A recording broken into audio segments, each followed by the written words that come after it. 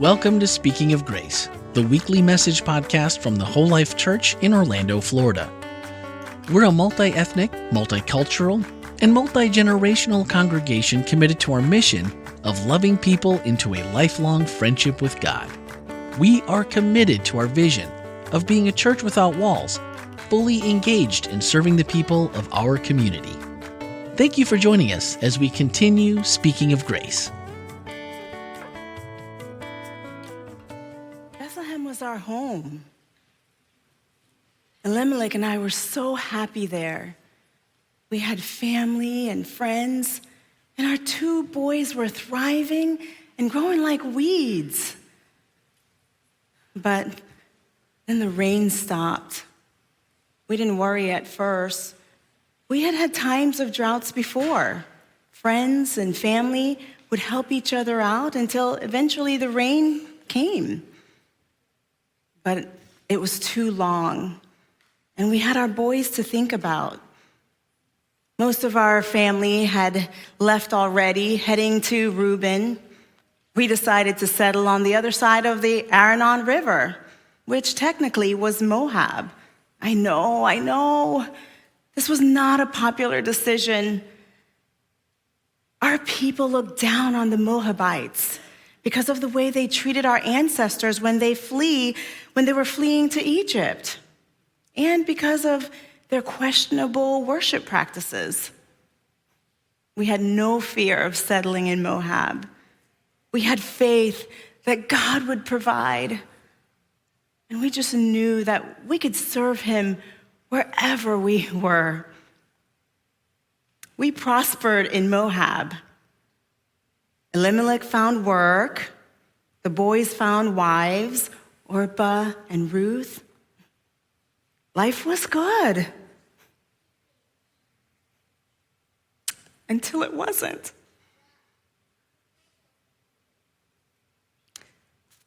When Elimelech died, a piece of my heart died with him.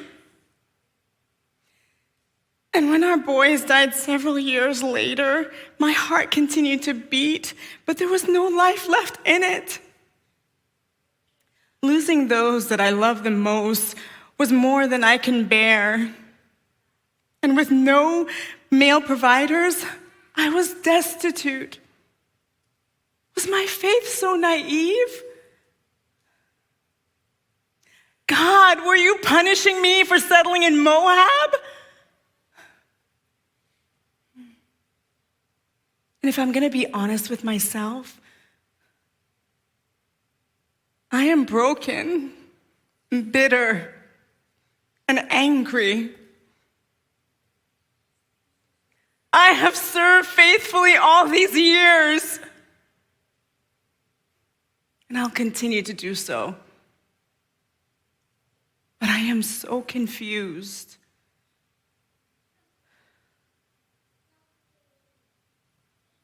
There's a caravan coming on its way to Bethlehem. The famine is over, and many are returning to their homes. Orpah and Ruth said, they'll return with me.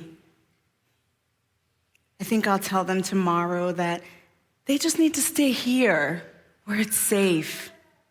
They're still young enough to start new lives, and they do not need to be burdened with a bitter old woman with no future.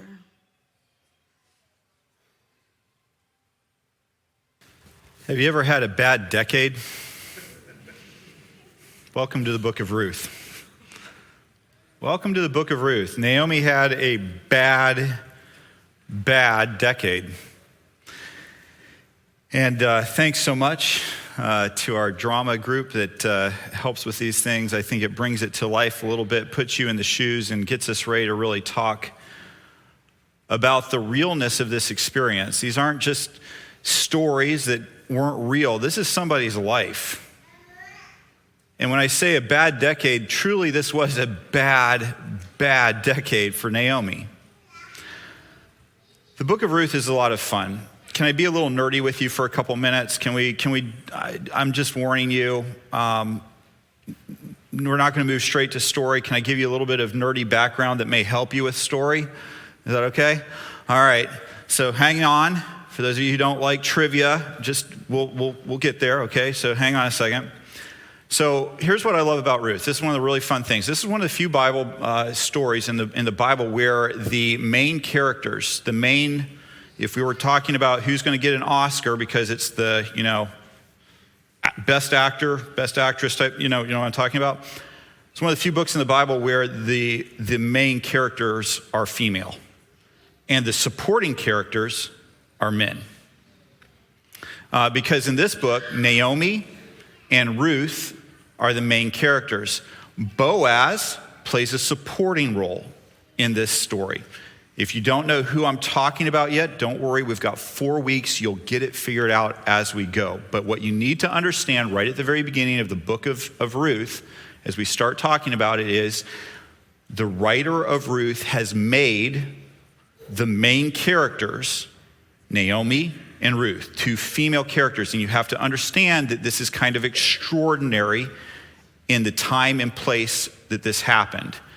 Women were almost always in supporting roles. I'm not saying whether we need to agree with it or not. We just understand that that's the way it was at that time. And so this book is extraordinary in that it really makes the heroines of this story women. And so that's the first thing. So let's go ahead and talk about when this takes place. If you look at the first couple verses in the book of Ruth, the Bible tells us in this book that this story takes place in the time of the judges. This is somewhat nebulous. Basically, this would run anywhere from after Joshua, who comes after Moses. Moses leads the children of Israel out of Egypt. They get to the promised land. Joshua starts to help them settle the promised land. And then after Joshua passes away, there comes this period of time called the time of Judges. And it basically runs from Joshua's death pretty much up through Samuel, the prophet Samuel, because after Samuel, along comes Saul, or actually during Samuel's time, Saul is there, and then there's King David. And then you move into the time of kings. So the book of Ruth is set in the time of the judges. People try to discuss when exactly during that time it happened, and you'll hear different schools of thought. If you really look at the genealogy at the end of this carefully, you might say, well, it looks like this could have happened when Samson was judge. But what a really credible Jewish historian named Josephus, who lived right around the time of Jesus, just right after that, and was a historian of the Jews. Josephus says that this actually happened while Eli was priest, and Eli was judging Israel. So this would be, if you remember the story of Samuel, and Eli basically takes care of Samuel for a while. This story, according to him, took place right about that time period. What's the truth? Well, do your own research and make your own mind up about it. It's okay.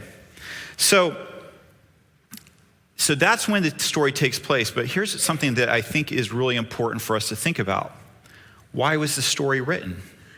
When was the story written? Those two questions actually go together a little bit in this particular case. The when it's written will play a little bit into the why it was written. So there are, again, 2 major schools of thought on when this book was written. One school of thought says the book of Ruth was written during the time of King David. We'll come back to why here in a second. The second school of thought is that the book was written after the Jewish people came back from captivity in Babylon. So remember, Israel and Judah fall to Babylon. They're exiled to Babylon.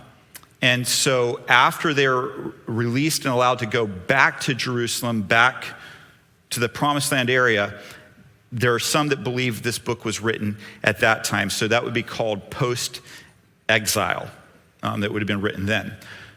So why does all this matter? Because whenever somebody writes something, particularly a story like this one, there's a reason behind why they wrote it. And the reason behind it will help you interpret what's going on and what the writer is really trying to communicate to you, the main themes and the point that they're really wanting to make to you. So stop and think for a minute. Why would King David, if it was written during his time period, why might that be important? Why might King David have cared about this book being written, this story being told? Well, Ruth was his grandmother. And so on the outside of it, those of us might think, oh, that's really sweet. David loved his grandmother so much that he wanted her story to be told because it's just this kind of sweet story. Maybe, probably not. More than likely, David was facing some drama because everybody in that time and place, your genealogy mattered a lot, where you came from. For those of us who grew up in the South, it still matters, right? Who's your daddy? Who's your granddaddy? What side did they fight on during the Civil War, right?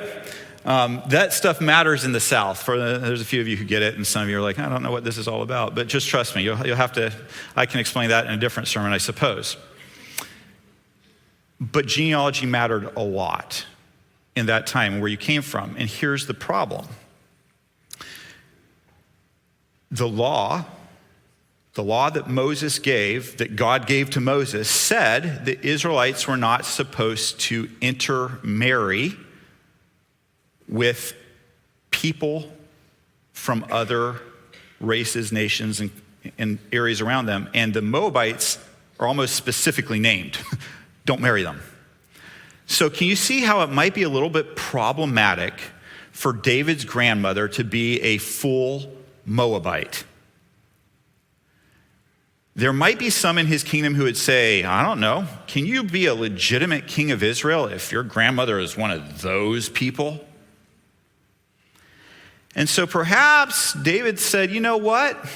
Maybe it's really important for you to know not just that my grandmother was a Moabite, but just how God led her and what an upright woman she is. And if you read through the book of Ruth, you're going to find out, you'll see a place where it's written that she was more upright than the other women of Israel. Don't miss that when we read through it later. Following along a little bit? Does it make sense? I actually don't think that's when it was written, but I wanted to throw that out there for you. I actually am in the post-exile camp. I believe it was written after the exile to Babylon, and here's why.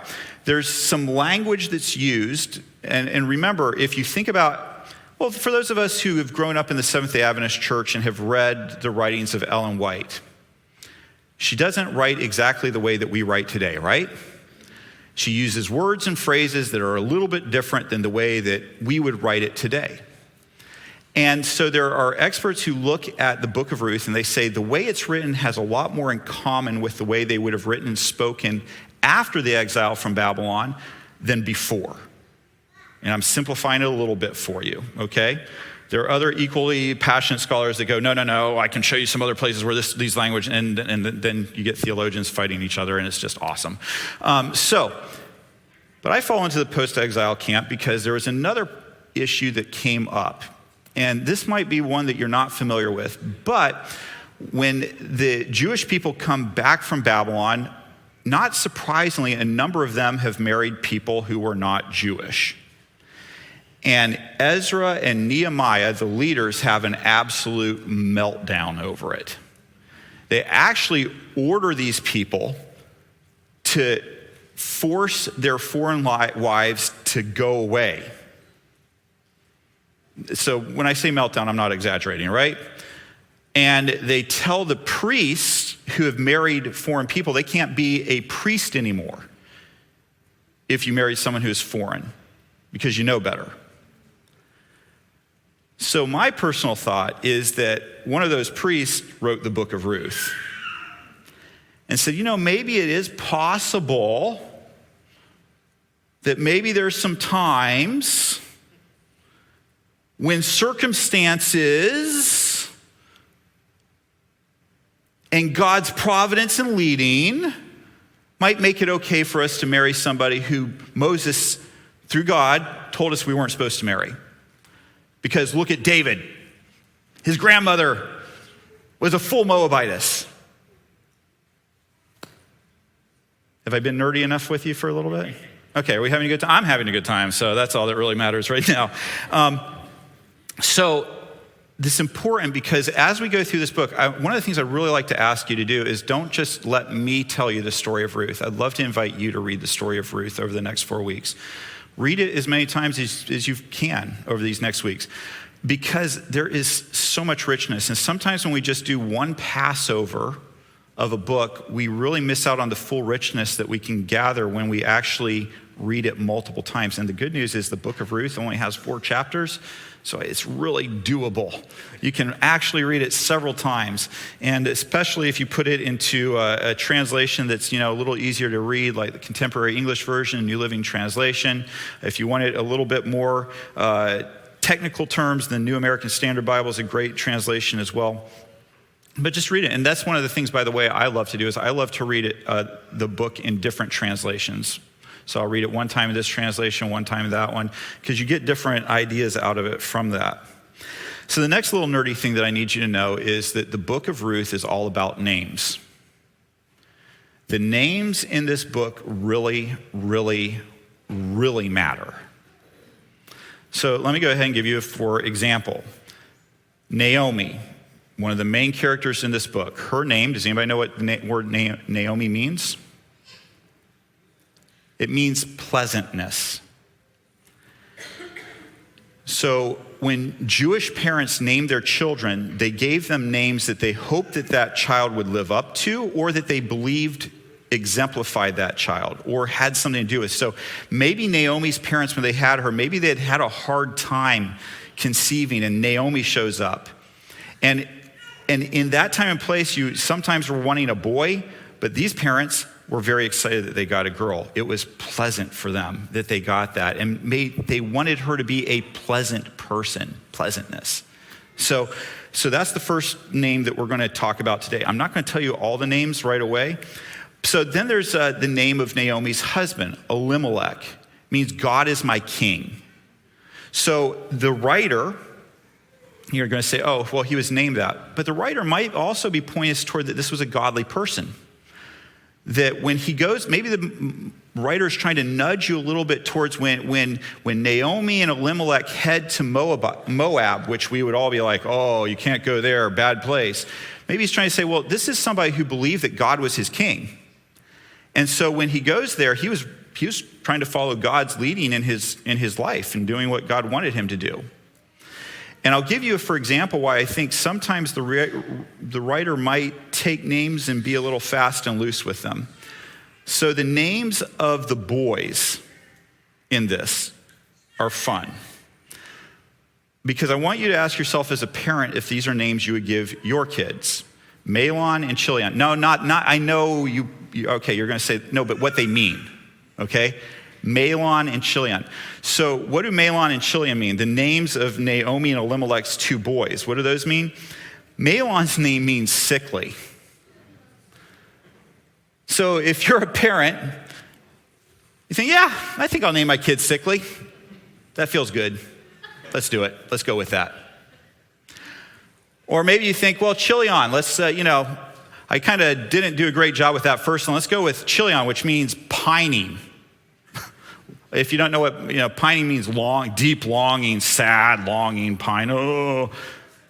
So you can ask yourself, did Naomi and Elimelech really name their kids Mahlon and Chilion with that being the meaning? Or did the writer think, I can't remember the name of those 2 boys, but let's go ahead and give them names that are going to fit with the story and give you an idea of what's going on here. Names in the book of Ruth matter. They're sending messages to us about what we should know, and because we live in the time and place we do, we'll often just go right over them really quick because we're like, what's the name? Ken. Whatever, that's Ken. We don't really worry about what it means. It means handsome, by the way. My mom and dad were very wishful. So anyway, here we go. So here's the thing. Names really matter in the Bible, and the writer of this, I believe, and you can maybe Elimelech and Naomi did name their sons that. Maybe that was their exact name, and maybe they had their reasons for doing it. And also maybe the writer was like, I can't remember the name of those two boys, but let's go ahead and put some names in there that will really kind of help the reader, a Jewish reader, follow along with what's about to happen here in this story. So let's talk about the story a little bit. It opens up in the town of Bethlehem. What you need to know about Bethlehem and why this plays into the story is that Bethlehem was their main thing that they did. You know, Orlando has tourism and healthcare, right?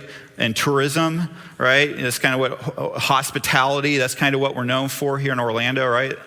And Bethlehem would have been known for producing grain, different kinds of grain. In fact, the name Bethlehem means house of bread. And so that's their main thing is agricultural, and in particular, it is going to be grain type of things that they're growing there. And the Bible tells us in the beginning of the Book of Ruth that a drought comes on. And why this would have been particularly important, and what the reader of that time would have understood, and you might not, is that while that was what Bethlehem did, the only way that Bethlehem was able to gather water was by rainfall. There was no natural springs in that area. And so they relied on these huge cisterns that rainwater would be collected in, and they would use that to irrigate. And if it did not rain, then their fields were going to dry up. Their main source of income was going to go away. And not only would they not have that income, but they weren't going to be able to eat. The house of bread would become an empty basket with no bread in it. And so that's exactly what's happening at the very beginning of the book of Ruth. There's a drought in the land, and famine ensues. And I don't know how many of you have ever been in a position where you've lost your job or you've lost your income and you're scared. What do we do? Do we stay here? Do we go somewhere else? What do we do? And so this is the discussion that Elimelech and Naomi are having with their two boys. What do we do? Do we stay here and starve to death? Do we try to find a better life for us? And like so very many people throughout all the ages, including the age that we live in currently, when you're faced with poverty, when you're faced with suffering, you try to find a better place to make your life. And so they became immigrants. They crossed the border of their country into a new country, hoping that they would have a better life for themselves, for their children, because we all love our kids and we all want our kids to have a better life. And so they take their kids to Moab, a place that wasn't necessarily the God-fearing place that they were at, but they're like, hey, we've got to take care of our kids. They move there. Time goes by. Unfortunately, Elimelech passes away. That had to be hard, but Ruth was like, but I do have my two boys. But sickly got sick, and maybe pining got sad when sickly and dad passed away, and shortly after that he passed away, but both of them passed away after getting married. They married two ladies from Moab, which could not have been Elimelech and Naomi's first choice for their boys, because again, the law of Moses said they weren't supposed to marry outside of the Israelite family. They were not supposed to do that. It was a big no. But Chilion, Mahlon had married. They married Ruth and Orpah, and then they pass away. And so they pass away, and Naomi has to decide what's going on. She hears that life is better in Bethlehem, that the famine's over, and so she says, you know what, I'm going to go back. An important thing for us to understand is that in the culture and world we live in today, as a woman, if your husband passed away, you have options. You have options. In that world, in that place, your options were nil. The easiest way to describe a widow in that time and place is to imagine somebody who is homeless in the world that we live in today. They had no rights. They had nowhere to live. There was nothing that was guaranteed them. They were they could be unsheltered, and they were in a big, bad, problematic place. But Ruth has a little bit of a glimmer of hope because she has two daughters-in-law, and they're young enough that they could get remarried. And by the custom and the time of the place, because she was their mother-in-law, if they were good people, they would keep her in their new family, which would provide for her and not leave her completely and utterly destitute. And so there was that hope. And then there was also the hope that by the three of them banding together, maybe they could figure out a way to make just enough money to keep themselves alive. So there's these two different hopes going on for her. And so Ruth hears that things are better in Bethlehem. So she said, I'm going to travel back there. Ruth and Orpah pack up with her. But I think that Naomi must have really kind of had a conscience, because the Bible says she gets a little ways down the road and she says to him, okay, guys, no. I can't take you back to my country. I can't ask you. You're young. I can't ask you to leave. Just because the Bible says, because God has raised his fist against me, does not mean that you have to suffer with me. This book is all about faithfulness, and we sometimes focus on Ruth's faithfulness, but I want you to understand that the main characters are all very faithful. Naomi does the hard thing. She does something that's going to hurt her. She says to her daughters-in-law, you go back home. You go back to your mother's house. And by the way, normally in the Bible it would say go back to your father's house. She says go back to your mother's house because the mother was responsible for matchmaking. And so by that phrase, she's telling them, I want you to go home. I want you to get remarried. You go ahead and have your own life. Please understand how self-sacrificing this is for Naomi. She is basically committing herself to potential death. There will be nobody left to take care of her. But she cares about her daughters-in-law more than she cares about herself. And she says, you go back, you take care of yourself. And the girls, they say, no, we're not going to go back. I don't know where you grew up. In the South where I grew up, there's a little rule where you argue. And it's kind of like when you're trying to pay the check. No, you pay the check. No, I'll pay the check. And you're like, oh, I hope they pay the check. It's kind of that game of chicken. Who's going to say no for you anyway? And so Orpah plays the game, but she's like, no, I won't go back. And Naomi said, no, you should definitely go back. And Orpah's like, I don't think so. And Naomi's like, yeah, do it. And Orpah's like, are you sure? And Naomi's like, of course I'm sure. And Orpah says, okay, I don't want to, but I will. Ruth doesn't do that. Ruth has a completely different reaction. Again, we're talking about faithfulness in this book, and Ruth is another faithful character in this book. Ruth has one of what I think is one of the most iconic, beautiful passages in the Bible. Ruth says, and keep in mind, please remember what Naomi had just said to her. Go back because God has brought his fist against me and there's no need for you to suffer with me. Ruth replies, don't ask me to leave you and turn back. Wherever you go, I'm going to go. Wherever you live, well, that's where I'm going to live. Your people will be my people. Please understand what a big deal this is. This is not, this is a whole new culture, way of doing things. Your people will be my people. And your God, that God that's raised your fist against you, that God will be my God. Take a moment to think about this. We tend to read this and think, well, of course. Clearly, Naomi's God is the God of all gods, the creator God. I'm sure that Ruth understood theologically how much more superior Yahweh was to her false Midianite gods. No, she didn't. She did not. She chose Naomi's God because she loved Naomi. And she said, even if that God has his fist raised against you, that will still be my God because I care about you. And then wherever you die, I will die, and there I will be buried. This had to have been a huge concern for a widow, because if Naomi had gotten all the way back and there was nobody to take care of her, she would have died, and her best hope was somebody might have had enough pity on her to actually dig a small hole and drop her in it.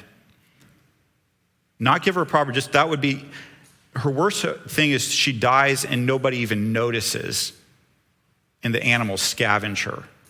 In that time and place, it was just like it was a horrible idea today. And Ruth says, you don't have to worry about that. I will make sure you're taken care of in death. I will make sure you get a proper burial, the kind that you deserve. And when you die, wherever you die, that's where I'm going to be buried too. Even in death, I'm not going to leave you. You see why this is one of the most beautiful passages in the Bible. Talk about faithfulness. You have two very faithful. Naomi loves Ruth. Ruth loves Naomi. They both are selfless in how they care about each other. It's beautiful. So the two of them travel back. They get to Bethlehem, and the town is abuzz. Oh, look, Naomi's back.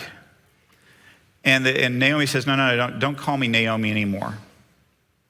And she changes her name. She said, I want you to call me Mara, because the Almighty has been bitter to me. The word Mara means bitter. I want you to just let this sink in for a minute, and this is really important. Naomi 100% blames God for what happened to her. Just read the passage behind me. Read the first chapter of Ruth. There is no getting around that Ruth 100%, or Naomi 100% blames God for everything that's happened. God has turned against me. God has made my life bitter. I am angry. I am hurt. I am bitter. And this is the second part of what I want you to see. Number one, in spite of her bitterness, she stays with God. Is it possible for us, when we don't understand what's happening in our life, when we feel like God has turned on us, is it possible for us to still stay faithful in that bitterness? For Ruth and for Naomi, it was. They stayed faithful in spite of not understanding, in spite of being hurt, in spite of all of it. Now, I know there's some of you who are like, oh no, God didn't do that to you, Naomi. Can we stop for a minute and notice that God doesn't try to defend himself? God doesn't come into the book of Ruth and go, oh, you misunderstand what's happened. This is the devil working. This is blah, blah. He doesn't. God never defends himself in this. God is capable of taking the blame, whether it belongs to him or whether it doesn't. And God doesn't defend himself at all in this book. And the third thing I want you to recognize is God also doesn't punish Naomi for being bitter and angry and for blaming God. In fact, we're going to see as time goes by, God blesses them. Good things happen. But when we get bitter, there's sometimes this idea, as Christians, we fall into one side or the other side. We get bitter and we give up on God. Or we fall into the other and we're like, you can't blame God for that. You shouldn't be angry just because you lost your husband and your two boys. God's going to bring something beautiful out of that. Well, maybe. Maybe not. We try to sometimes defend God when God doesn't defend himself. Sometimes it's important for us when the bitterness of life hits to just say, this is bitter and I'm angry, rather than trying to pretend that it's something that it isn't. So many of us try to fake our way through like God doesn't know that we're bitter and we're angry. And the only thing that we do by pretending to not be bitter and angry is actually let that weed grow bigger, because we're pretending, we're faking. And what God wants us to do is be real, because God can handle it. God is big enough to handle our hurt and our bitterness. And on the other side of things, I want to ask you and plead with you, when you find yourself in that bitter place, still stay faithful. Still stay faithful when you don't understand what's going wrong. When I read through this first chapter, I came away with some applications for my life. I'm going to share them with you, not because they need to be your applications, but to get you thinking about how to read the Bible and then apply it to your life. All of these stories are in the Bible, not so that we can hear a good tale. They're great tales. They're great stories. I believe they're true. But they're there to help us today. Even though they happened hundreds, thousands of years ago, they are there to speak to us today. Maybe in a different way than they spoke to the original reader, but they are there to speak to us today. So what did I come away with this week? Well, 3 applications that I came away with this week out of this is, number one, that God's love for those we believe to be outside his election. It really hit me this week. Everybody would have thought that Ruth was a bad choice. And yet Ruth is in Jesus' genealogy. She's specifically named in the book of Matthew as one of Jesus' ancestors, even though the book of Moses said that they shouldn't have done that. What does that mean? something that I've had to ponder a little bit. Who do I say that God's not good enough for God because the Bible says so? That's one for me. Another one for me is, how do I handle life when everything's going wrong? Do I get bitter and angry and give up? Or do I get bitter and angry and hold on? How do I handle life when God doesn't do what I believe God should be doing? And finally, I found inspiration to be faithful to God and those around me. It is important to me that I am faithful to people even when it's not what's in my best interest. It wasn't in Ruth's best interest to stay faithful to Naomi, and it was certainly not in Naomi's best interest to stay faithful to Ruth and release her and Orpah.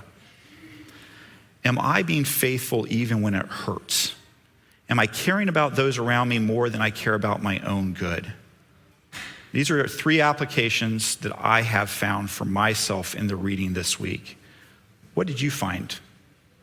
What would you apply? Here's my challenge to you. My challenge to you this week is to think of an application for yourself, for your life, where you're at right now. And I'd like to invite you to read through the book of Ruth at least once, looking for that application and the lessons in that application. So if it's the being faithful to each other, read through the rest of that, read through chapter 1, 2, 3, and 4 and see where people are faithful with each other. How are they being faithful? What does it look like? What can you apply to you in that? If you come up with some other thing, read through the book. See how it applies to you. Family, the Word of God is there not simply to entertain us, but to transform us. And I invite you to be transformed. I love you, family. Go love your world.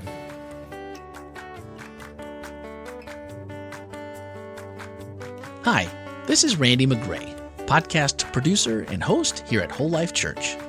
Loving people into a lifelong friendship with God is our mission at the Whole Life Church, and our podcasts are designed to help facilitate conversations that help us grow together in that pursuit.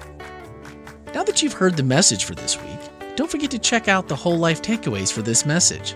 Swipe up in today's show notes and join the conversation. Speaking of conversations, each Wednesday morning we take a closer look at the week's message. That's right, the one you just listened to. We discuss practical ways to apply spiritual lessons and ask honest questions about the issues we face as Christians, all focused through the lens of grace. Your voice is a welcomed addition to that conversation. We encourage your thoughts and your questions by sending a voicemail or text to 407-965-1607 or send an email to podcast@wholelife.church. You can find everything podcast related on our website, wholelife.church/podcast. And plan on spending every Tuesday evening and Wednesday morning with us as we bring you the Whole Life Church inspiration you love straight into your headphones. Thanks for listening and have a great week.